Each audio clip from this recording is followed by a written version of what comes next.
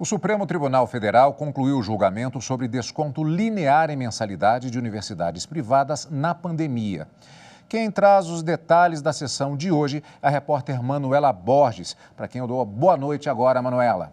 Boa noite, Cadu. Dos 10 ministros, 9 entenderam que é inconstitucional o desconto linear em mensalidades nas universidades particulares, sem considerar os casos individuais de cada um dos alunos. Acompanhe na reportagem. Foram 3 dias de julgamento.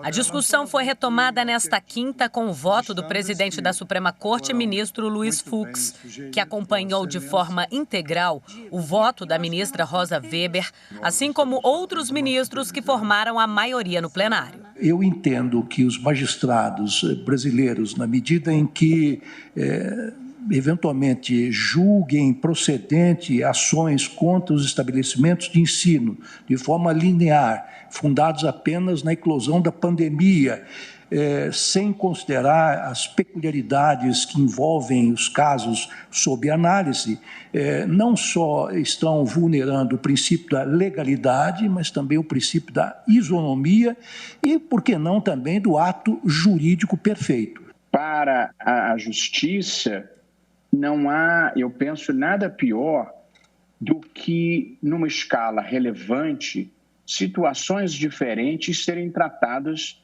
por soluções igualitárias. E, portanto, eu acho que este é um caso em que a dissensão jurisprudencial justifica, sim, uma intervenção do Supremo Tribunal Federal, porque são milhões de matrículas em instituições privadas, tanto de ensino médio quanto de ensino superior. No entendimento da ministra Rosa Weber, procede o questionamento de representantes das universidades particulares contra decisões judiciais que concederam descontos lineares e até a suspensão de mensalidades durante a pandemia.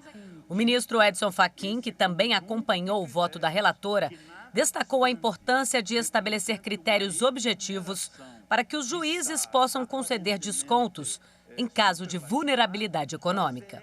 Firmo a compreensão no sentido de acompanhar a eminente ministra Rosa Weber para subscrever a posição de Sua Excelência quando indica esse conjunto de critérios que, nada obstante, represente uma enumeração, quiçá aparentemente superlativada, mas é essa mesma enumeração, referida a circunstâncias bastante objetivas e objetivamente recognoscíveis, que dará segurança jurídica após o pronunciamento desse Supremo Tribunal Federal. As duas ações pediam a suspensão de todas as decisões judiciais que determinaram descontos lineares nas mensalidades das universidades particulares durante a pandemia. Alguns juízes concederam reduções de até metade do valor mensal, sem levar em conta a planilha de gastos das instituições e nem os investimentos em tecnologia para implantar o ensino à distância. O único que votou no sentido contrário à relatora para manter as decisões judiciais que deram os descontos foi o ministro Nunes Marques. Na segunda parte da sessão plenária, foi analisada uma ação direta de inconstitucionalidade ajuizada pela Associação Nacional de Defensores Públicos. A ADIM questiona uma lei complementar do Estado de São Paulo, que vincula a destinação de 40% do Fundo de Assistência Jurídica à prestação jurídica suplementar por advogados privados através de convênios. Para o relator, ministro Edson Fachin, a lei é inconstitucional porque fere a autonomia administrativa e orçamentária da Defensoria Pública. Os ministros Nunes Marques e Luiz Roberto Barroso acompanharam o relator e o ministro Alexandre de Moraes divergiu. O julgamento deve ser retomado na semana que vem.